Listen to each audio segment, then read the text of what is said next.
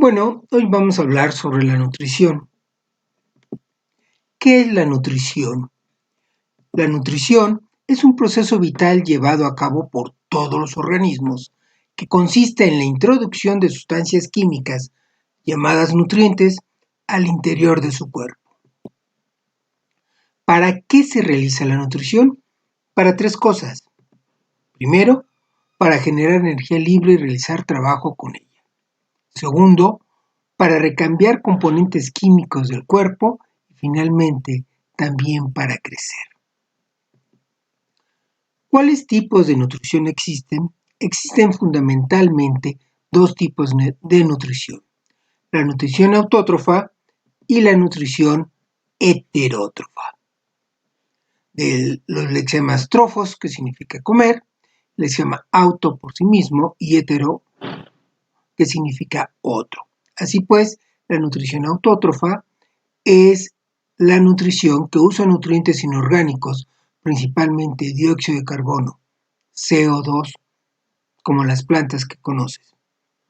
En la nutrición heterótrofa es la nutrición que usa nutrientes orgánicos provenientes de otro organismo y que esos nutrientes contienen proteínas, carbohidratos, lípidos y otras sustancias. Así pues, precisemos, ¿cuáles sustancias químicas funcionan como nutrientes? Dependen de los organismos y de su tipo de nutrición. En la nutrición autótrofa, las sustancias que son nutrientes son sustancias inorgánicas, es decir, sustancias sin carbono reducido. ¿Como cuáles? Como el CO2, a veces también puede ser el monóxido de carbono, CO, agua u otra fuente de hidrógenos como el sulfuro de hidrógeno, H2S, o el dihidrógeno, H2, más sales minerales ricas en nitrógeno, fósforo y potasio. Mientras tanto, en la nutrición heterótrofa, las sustancias que funcionan como nutrientes son sustancias orgánicas, es decir, sustancias que están hechas de carbono reducido, como las proteínas,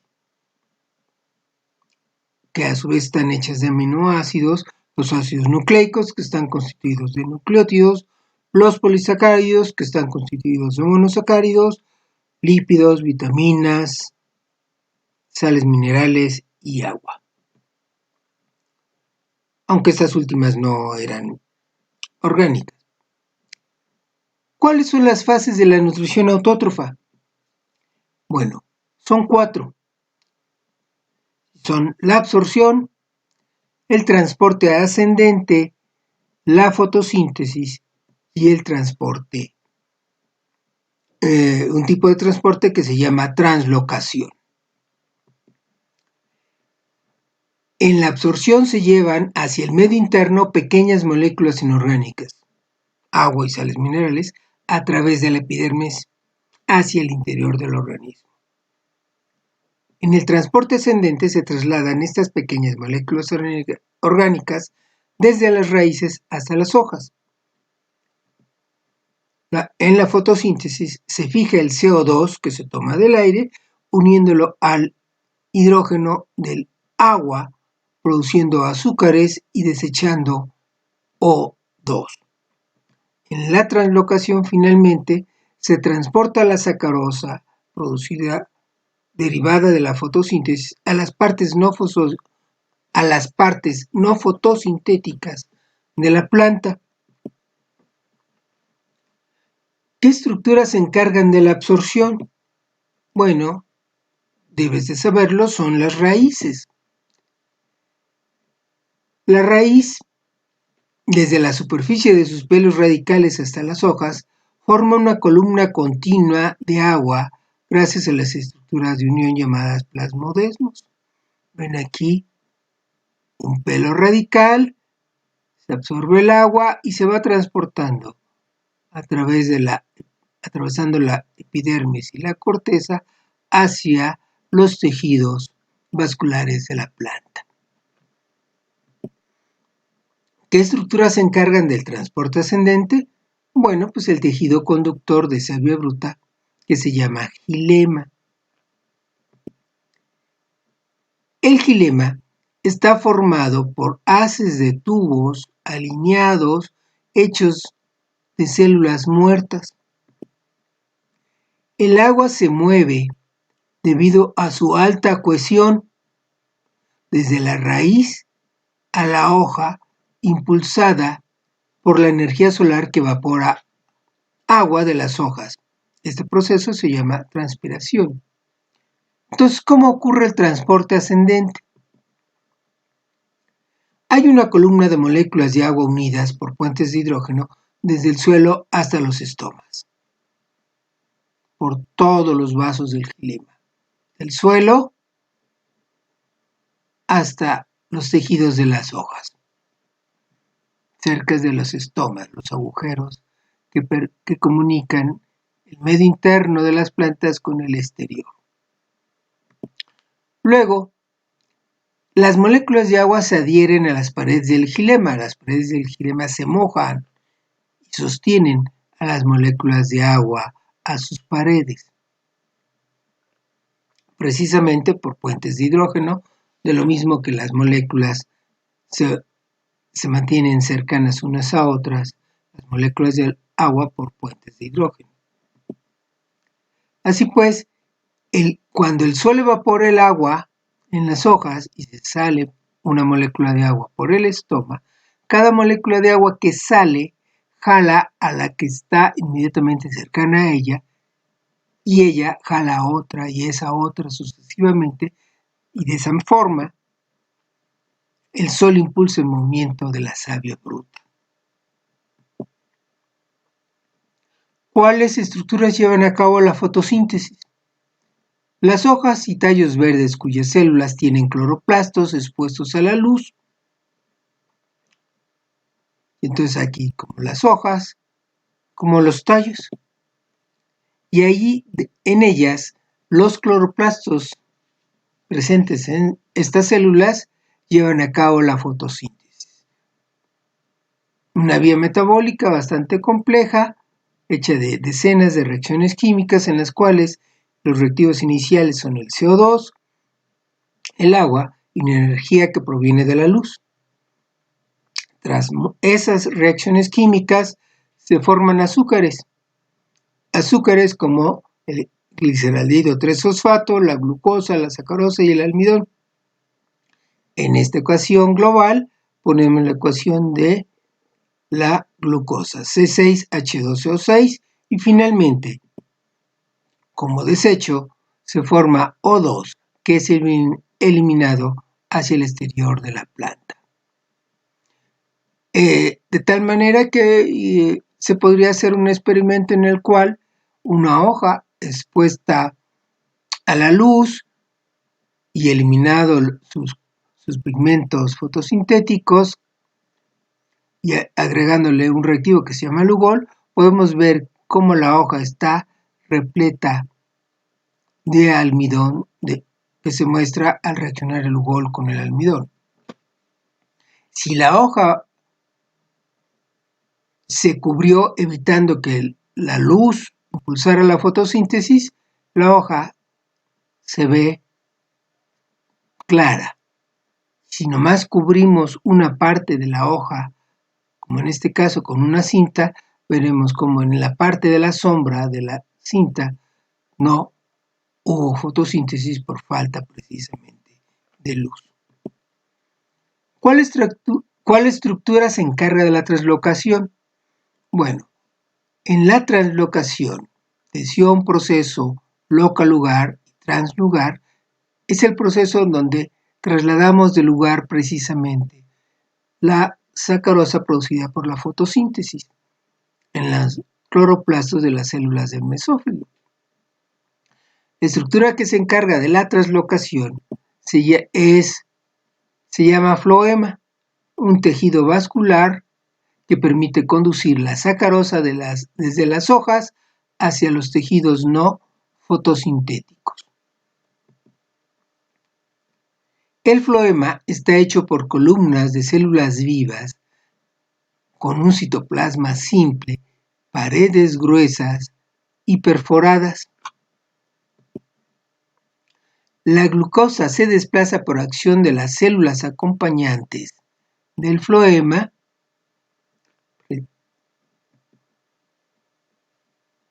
y que conduce esa sacarosa precisamente a los elementos del floema.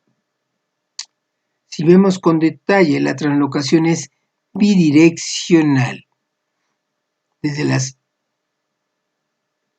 el mesófilo de las hojas se envía sacarosa, se bombea sacarosa por medio de la célula acompañante hacia los elementos del floema.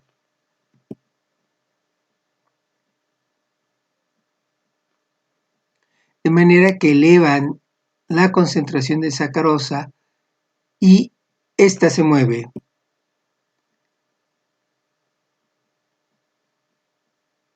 ya sea hacia la yema floral o hacia la raíz, dado que las células acompañantes en los tejidos no fotosintéticos acarrean el azúcar en sentido opuesto y la sacarosa se usa para el crecimiento de las yemas foliares o florales o se almacena como almidón en la raíz o en algunos otros tejidos. Así, un gradiente de sacarosa formado por energía que gasta las células acompañantes del floema permite el transporte de este azúcar hacia las células que lo requieran.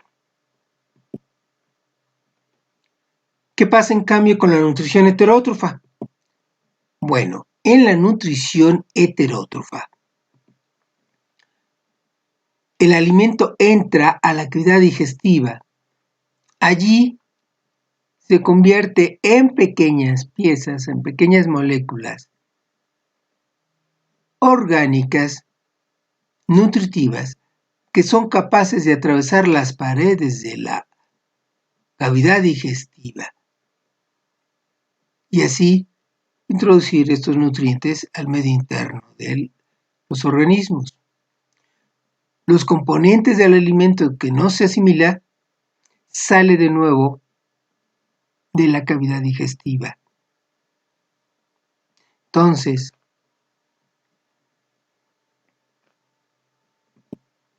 ¿cuáles son las fases de la nutrición heterótrofa? La ingestión, la digestión, la absorción y la egestión. En el caso de la ingestión, como lo dice claramente su nombre, significa meter, introduce el alimento a la cavidad digestiva. Nótese, no al medio interno del organismo, solamente a la luz de la cavidad digestiva. En la digestión, en este proceso se rompen las macromoléculas del alimento en pequeñas moléculas orgánicas, como aminoácidos, glucosa, ácidos grasos, etc. En la absorción, en este proceso, se introduce a las pequeñas moléculas orgánicas a través de la pared de la cavidad digestiva hacia el medio interno. Finalmente, en la egestión, se saca de la cavidad digestiva lo que fue ingerido, pero que no fue absorbido, es decir, asimilado. ¿Cuáles estructuras se encargan de la ingestión? La porción anterior de la cavidad digestiva, es decir, la boca, más toda una serie de órganos auxiliares como tentáculos, pinzas, picos, garras, manos, se usan precisamente para introducir el alimento.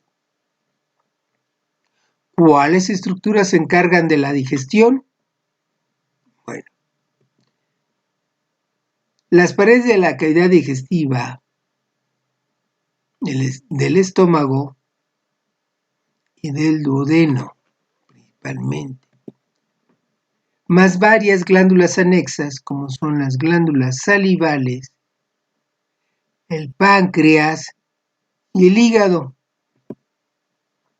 Todas estas estructuras, las paredes y las glándulas, secretan enzimas digestivas y sustancias auxiliares, como la bilis en el caso del hígado, que transforman a las macromoléculas alimentarias del alimento en moléculas más pequeñas que puedan ser absorbidas por el resto del tubo digestivo. ¿Cuáles tipos de digestión existen? Dos. Por un lado, la digestión mecánica y luego la digestión química. En la digestión mecánica, los dientes y en algunos animales, piedras también dentro del tubo digestivo, se usan para moler el alimento y convertirlo en una pasta que facilita la acción de las enzimas digestivas. En la digestión química, una serie de enzimas digestivas rompen a las macromoléculas, es decir, a las proteínas, polisacáridos y ácidos nucleicos, en sus monómeros. Otras enzimas rompen a pequeñas moléculas orgánicas en moléculas aún más pequeñas y más fáciles de meter al medio interno. Las enzimas digestivas que participan son muchas. Por ejemplo, tenemos la amilasa salival, que actúa en la boca, faringe y esófago, produciendo a partir de almidón y glucógeno oligosacáridos y maltosa.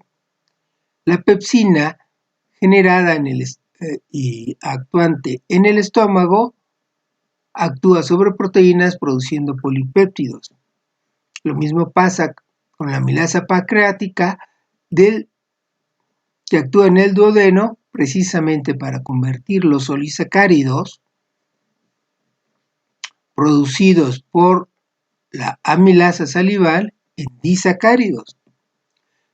La tripsina usa de sustratos a los polipéptidos, sí lo convierte en oligopéptidos en el duodeno. En el duodeno, otras enzimas como la N y C peptidasas convierte oligopéptidos en aminoácidos. En el duodeno también actúan exonucleasas y endonucleasas que actúan sobre el ADN y el ácido ribonucleico convirtiéndolos en nucleótidos. Tenemos también lipasas, es decir, enzimas que actúan sobre lípidos en la grasa emulsificada por la bilis, los convierte en el duodeno en alcoholes y ácidos grasos.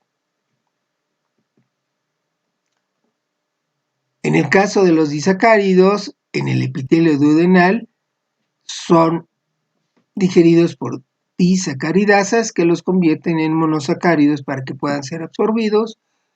Las dipeptidasas, también de la epitelio duodenal, convierte a los dipéptidos en aminoácidos.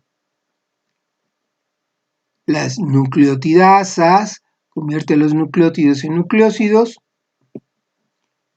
También otras enzimas, como las nucleosidasas, descompone a los nucleósidos en bases nitrogenadas, pentosas y fosfato, donde todas ellas en el epitelio duodenal.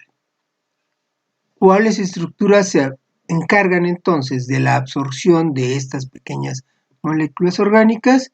Bueno, en el intestino delgado, el tejido interno, el epitelio del intestino delgado, tiene células que en el lado de la luz contienen microvellosidades que permiten precisamente la absorción de los nutrientes y su traslado precisamente a los vasos capilares subyacentes y de esa manera llevar esos nutrientes al resto del organismo.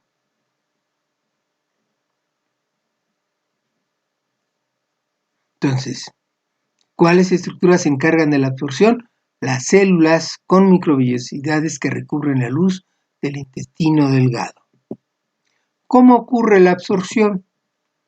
Bueno, como han de saber del curso de Biología 1, hay procesos de transporte a través de membrana que actúan precisamente en la absorción.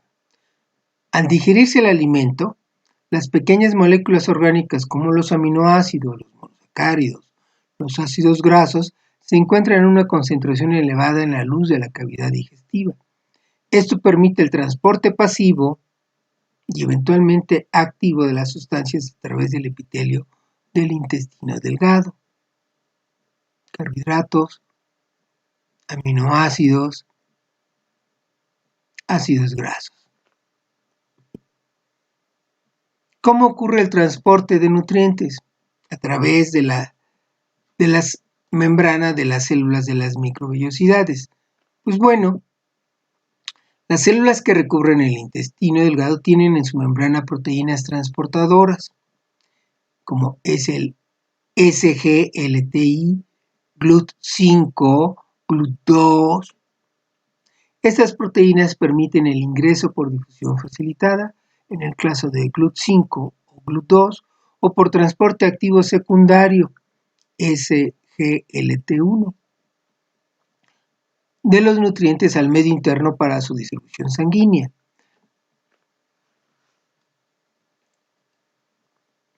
La bomba de sodio-potasio saca sodios y mete potasios al citoplasma de la célula.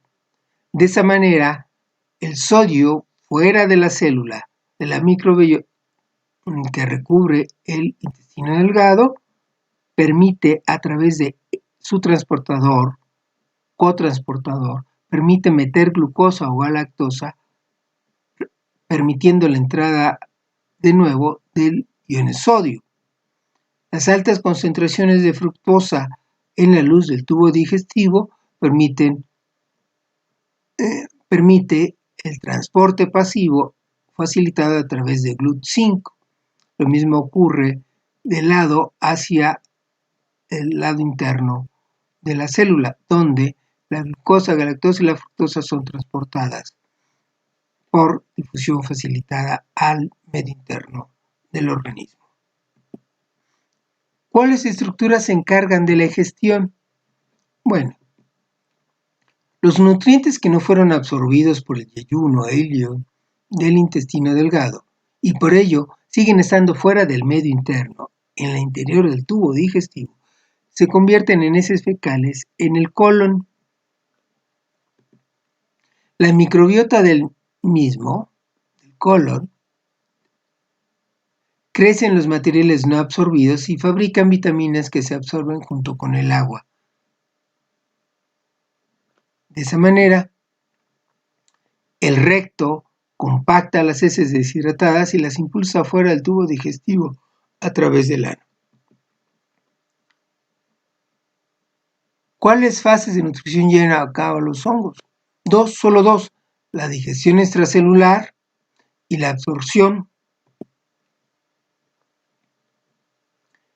Vean aquí las hifas, los puntos claros son los núcleos de las células de las hifas y entonces en la digestión extracelular lo primero que tiene que ocurrir es precisamente que las células del hongo sacan enzimas digestivas hacia el exterior.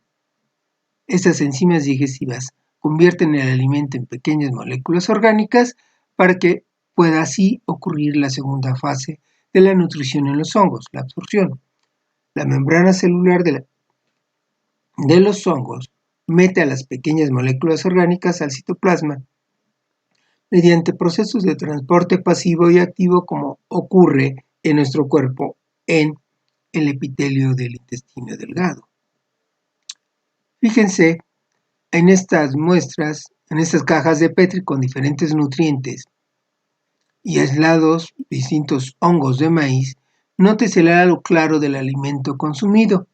En esta caja se puso almidón y luego lugol para visualizar la presencia del almidón y noten el halo claro, donde ya no hay almidón debido a que el hongo de esta colonia ya se consumió esta sustancia alimenticia. Lo mismo pasa en la celulosa, la caseína, ¿no? Y claro, no todos los hongos consumen los mismos alimentos. De ahí que tenemos que el almidón, Aspergillus guentis, celulosa Penicillium digitatum, caseína Cladosporium cladosporioides. Y bueno, eso es todo. Muchas gracias.